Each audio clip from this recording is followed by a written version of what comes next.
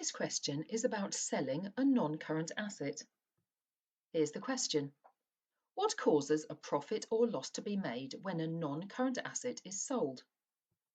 Let's start by talking about depreciation. When a business owns a non-current asset, the asset is depreciated each year to reflect its falling value as it gradually starts to wear out and become less reliable over time.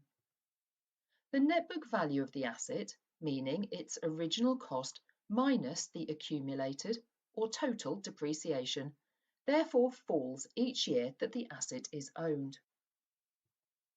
When the business no longer needs it, a non-current asset, like a delivery van, is disposed of by selling it with the business receiving sales proceeds, or throwing it away, or part exchanging it, meaning the old asset plus a sum of money is exchanged for a new asset.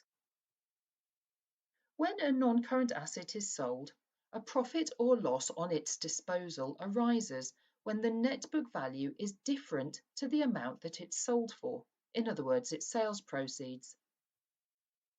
If the sales proceeds are higher than the net book value, a profit on disposal is made. But if the sales proceeds are lower than the net book value, a loss on disposal is made.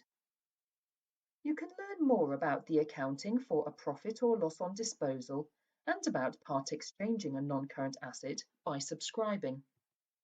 Please visit our website www.studytheeasyway.com to find out more about the subscription options that will give you access to all of our A-level accounting resources. You can also find us on TikTok and Instagram. Thanks for watching.